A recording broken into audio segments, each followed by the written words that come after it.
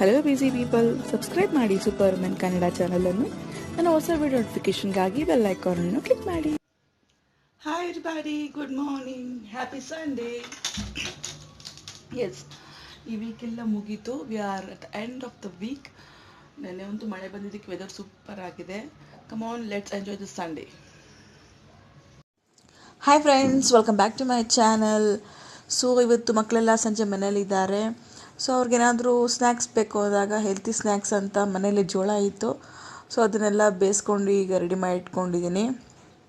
ಇವಾಗ ಹಾಗೆ ತಿನ್ನೋಕ್ಕೆ ಅವ್ರಿಗೆ ಇಷ್ಟ ಆಗಿಲ್ಲ ಅನ್ನೋ ರೀಸನ್ಗೋಸ್ಕರ ಈಗ ಜೋಳನ ಸುಡ್ತಾ ಇದ್ದೀನಿ. ಸೊ ನಮಗೆ ಹೊರಗಡೆ ಹೋಗಿ ಮಕ್ಕಳನ್ನ ಕರ್ಕೊಂಡು ಹೋಗಿ ರಿಸ್ಕ್ ಆಗುತ್ತೆ ಅಂತ ಮನೇಲಿ ಈ ಥರ ಈಸಿಯಾಗಿ ಸ್ನ್ಯಾಕ್ಸ್ ಮಾಡ್ಕೋಬೋದು.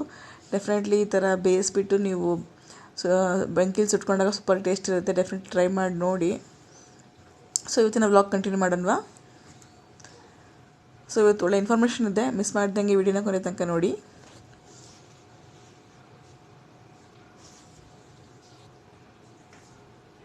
Hi guys, welcome back to my channel Superwoman Kannada.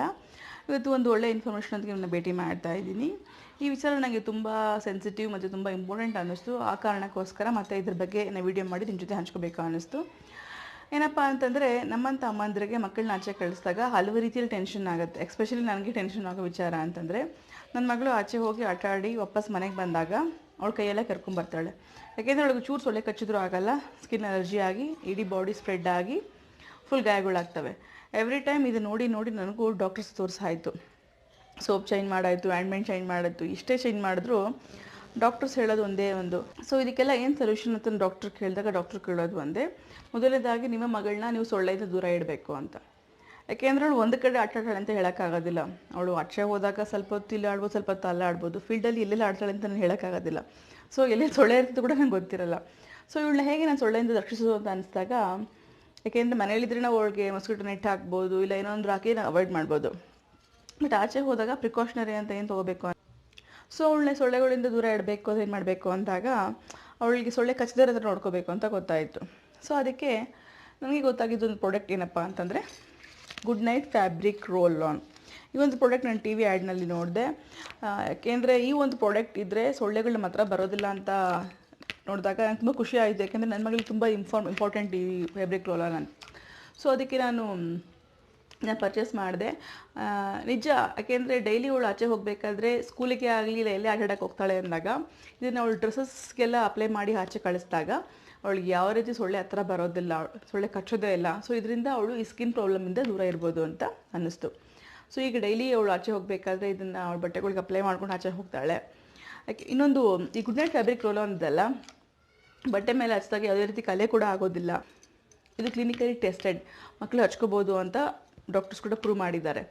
So ಯಾವುದೇ ಒಂದು ಟೆನ್ಷನ್ ಇಲ್ಲ, ನ್ಯಾಚುರಲ್ ಫ್ರಾಗ್ರೆನ್ಸ್ ಇದೆ.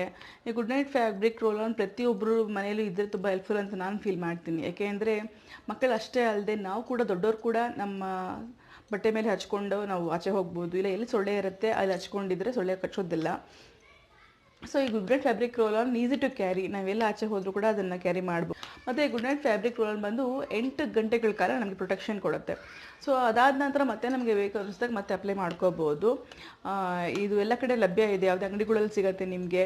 ಖಂಡಿತವಾಗ್ಲೂ ನೀವು ಗುಡ್ನೈಟ್ ಫ್ಯಾಬ್ರಿಕ್ ರೋಲ್ ಆನ್ ಕೊಡಿ ಅಂತ ಕೊಟ್ಟಾಗ ಖಂಡಿತವಾಗ್ಲೂ ಇದು ನಿಮ್ಗೆ ಕೊಡ್ತಾರೆ. ಇದು ಗೋದ್ರೇಜ್ ಕಂಪ್ನಿ ಅವ್ರದ್ದು, ಒಳ್ಳೆ ಕಂಪ್ನಿ ಕೂಡ.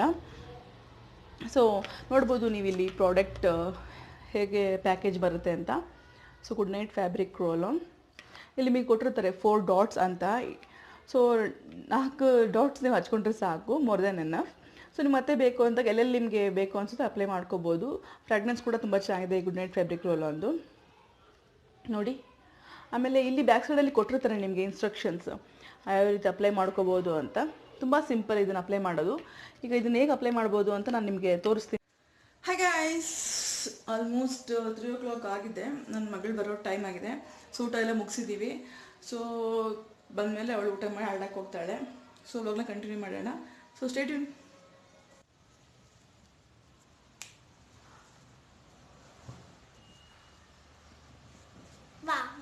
ಮಾಡ್ಬಿಟ್ಟು ಆಟಾಡಕ್ಕೆ ಹೋಗ್ತೇನೆ ಸರ್.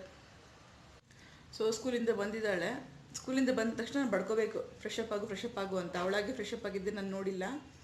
ಸೊ ಅವಳು ಬಂದ ತಕ್ಷಣ ಸ್ಟಾರ್ಟ್ ಮಾಡ್ಕೋತಾಳೆ ಆಡಕ್ಕೆ ಹೋಗ್ತೀನಿ ಅಂತ. ಮುಗೀತು, ಇನ್ನು ಅವಳು ಟರ್ನ್ ಅಲ್ವ ಈಗ, ಅದಕ್ಕೆ. ಸೊ ಮುಂದಿನ ವೀಡಿಯೋದಲ್ಲಿ ಡಿಕ್ಲಟರಿಂಗ್ ಆಫ್ ಕಿಚನ್ ತೋರಿಸ್ತಾ ಇದ್ದೀನಿ. So almost 75% done. ಇನ್ನು ಸ್ವಲ್ಪ ಅಲ್ಲಿ ಆಲ್ಟ್ರೇಷನ್ಸ್ ಇದೆ. ಅದು ಮಾಡಿದ ತಕ್ಷಣ ನಿಮಗೆ ನೆಕ್ಸ್ಟ್ ವೀಡಿಯೋದಲ್ಲಿ ಡಿಕ್ಲಟರಿಂಗ್ ತೋರಿಸ್ತಿದ್ದೀನಿ. ಸೊ ಹೋಪ್ ಚೆನ್ನಾಗಿ ಬರುತ್ತೆ. ಆಯ್ತಾ ಊಟ ಅಷ್ಟು ಬೇಗ ಹೋಗು. ಇರೋ ಅದು ಹಚ್ಕೊಂಡು ಹೋಗು. Good night. ಇದು ತೊಗೊಂಡಾಗಿದ್ದ ಅವಳಿಗೇನು ತೊಂದರೆನೂ ಆಗಿಲ್ಲ. ಯಾಕೆಂದರೆ ಸ್ವಲ್ಪ ಆಟಾಡಕ್ಕೆ ಹೋಗೋದು ಜಾಸ್ತಿ ಈವ್ನಿಂಗ್ ಟೈಮು. ಸೊಳ್ಳೆ ಕಚ್ಚಬಾರ್ದು ಅನ್ನೋ ರೀಸನ್ಗೋಸ್ಕರ ಇದು ತೊಗೊಂಡು ಅವ್ಳಿಗೆ ಹಚ್ತಾ ಇರ್ತೀವಿ. ಹೋಗು. ಸೊ ಇದರಿಂದ ಅವ್ಳಿಗೆ ಏನು ತೊಂದರೆನೂ ಇಲ್ಲ. ಸೊ ನೀವು ಕೂಡ ಬೈ ಮಾಡ್ಬೋದು. ಇದು Good Knight fabric roll on ತುಂಬ ಚೆನ್ನಾಗಿ ಬರುತ್ತೆ. ಹೋಪ್ ವಿಡಿಯೋ ಚೆನ್ನಾಗಿದೆ, ವ್ಲಾಗ್ ಚೆನ್ನಾಗಿ ಹೋಯಿತು ಅನ್ಕೋತೀನಿ.